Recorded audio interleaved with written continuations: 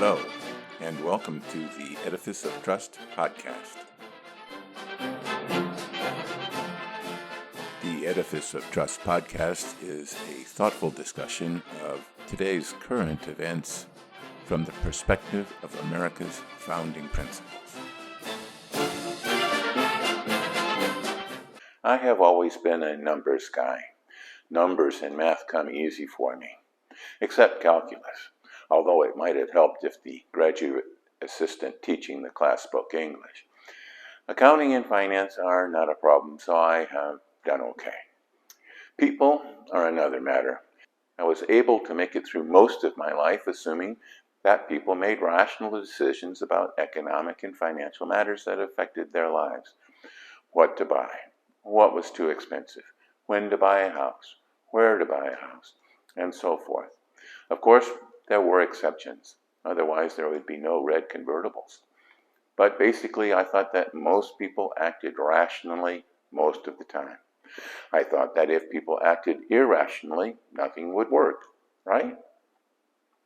Then I read Daniel Kahneman's book, Thinking Fast and Slow. Dr. Kahneman pointed out that people rarely make rational decisions. Most of the time, people react quickly and instinctively. That's thinking fast.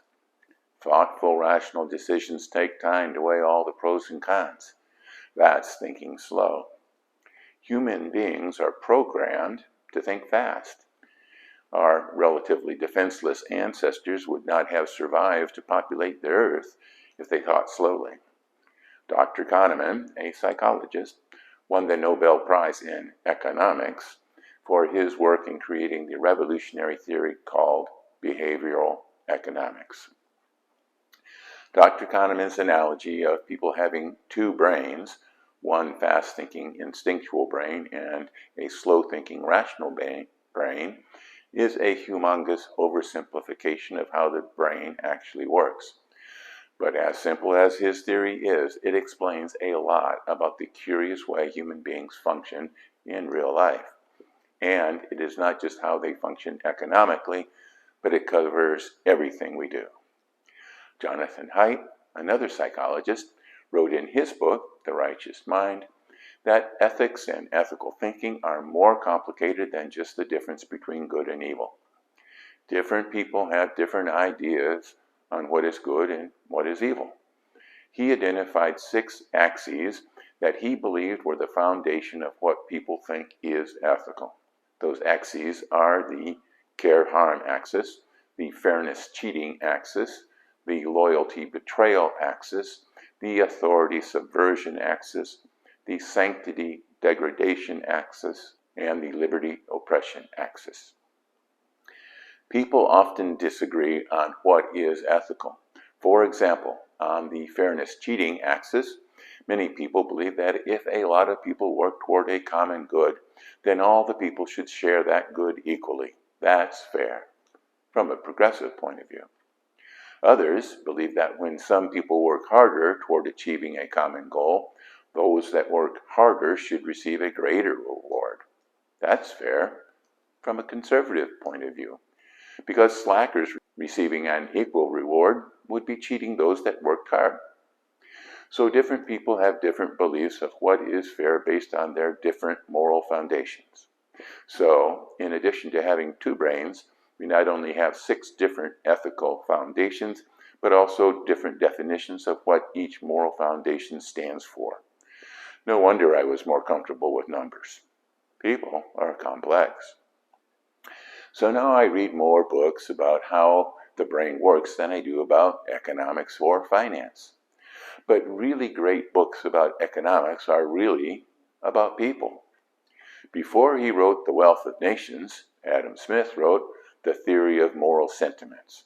In that book, Smith described how we are naturally empathetic to the situation of others. But Smith also noted that the empathic feeling a person feels when observing the situation of others is not as strong as the feeling the person has to his own situation.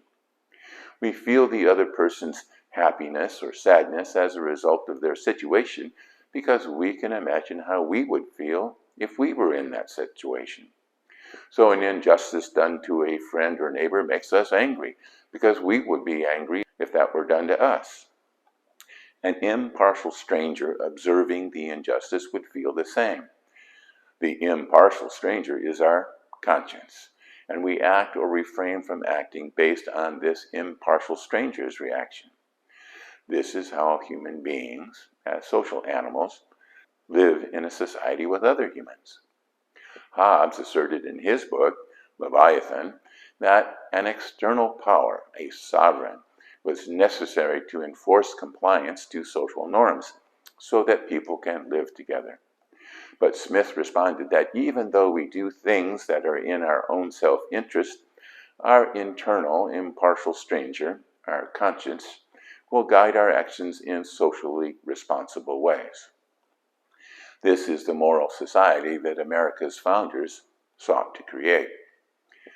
But getting back to Kahneman, we must admit that these moral feelings are not based on reason, but are inherent and instinctual.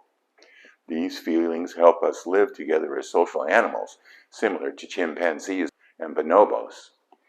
But, remembering Dr. Haidt, we also realize that chimpanzees and bonobos, although very similar genetically, have very different societies and very different conceptions of how to live together.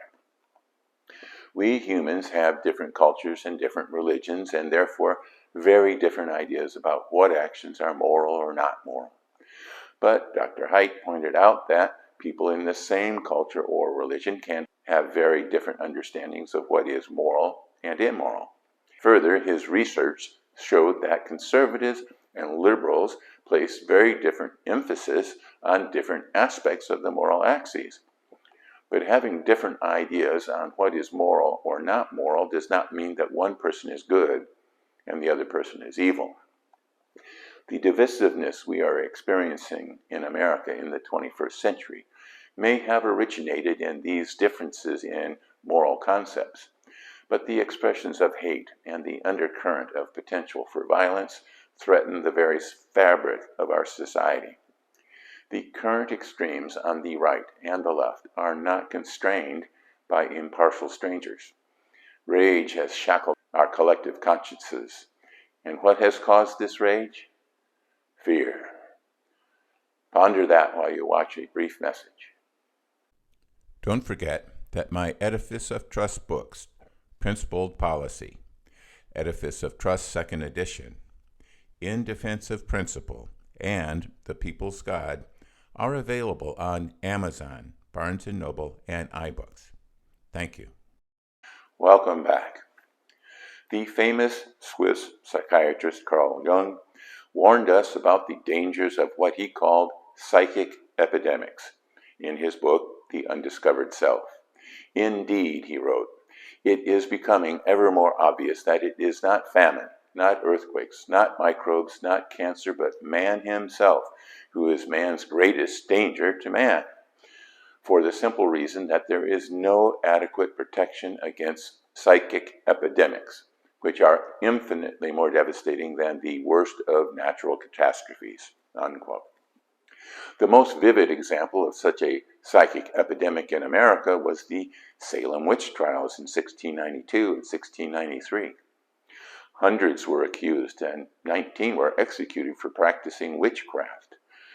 But the mass psychosis in America was nothing compared to the tens of thousands of accused witches that were executed from sporadic psychic epidemics that sprang up across Europe century after century.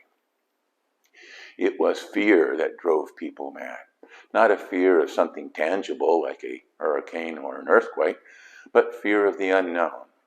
Fear is the tool totalitarians use to cow their restive populations. America in the 21st century appears to be suffering from multiple psychic epidemics. Right-wing conspiracy theories abound, child trafficking pizza parlors, movies about 2,000 mules that stole elections, conspiracy theories that culminated in the Capitol riot on January 6, 2021. The progressive left promotes the fantasies about systemic racism, microaggression, and cancel culture that infect our campuses and corporate boardrooms. there has been a mass hysteria among young people identifying as transgender or LGBTQ. The percentage of young people reporting major depressive episodes has more than doubled since 2004, according to the Statista website. These multiple mass psychoses have infected the two main political parties in the U.S. The leaders of these parties, Joe Biden and Donald Trump, instead of providing the leadership needed to lead America out of this fit of madness, are fanning the flames of fear in their adherents. The fear of MAGA Republicans ending democracy, the fear of stolen elections, and the sacrifice of freedom to socialism. Fear is how normal people can be manipulated into doing things that their normal moral compass would never allow them to do, as happened to the Germans under Hitler's totalitarian regime. There are many causes to these swelling psychoses. The symptoms became increasingly acute with the advent of social media. Helicopter parents have kept their children so safe that they don't know how to deal with the challenges of adult life and require safe spaces to hide from any controversy. They then threaten violence and retribution for any idea that challenges their ideological dogma.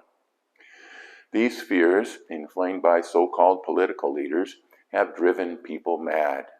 Joe Biden and Donald Trump each have formidable leads over their rivals for their party's nomination to run for president in 2024, even though most people wish otherwise. Each man is disliked by many more people than support them. 538 reports that both Biden and Trump had unfavorable ratings of 55%. Independents are distraught about the looming train wreck they seem unable to stop. There are organizations that are attempting to bring reason to the political arena, such as Braver Angels. Dr. Haidt is a board member of that group. Many Braver Angels members are faithful Republicans or Democrats, and many are supporters of either Joe Biden or Donald Trump. From our in-person and Zoom meetings, we have learned that people with different political perspectives are not evil. But Braver Angels and the rest of Americans need to realize the dangers that confront our country and reject the people causing those dangers. Political leaders on the right and left are stoking the fears of the people so that they can manipulate them more easily, making them react instinctively. Slow-thinking reason doesn't work with people having a psychotic episode, and those are the people supporting the radical fear-induced agendas in their respective parties. We must address the fears that are driving them mad, and that starts with Joe Biden and Donald Trump.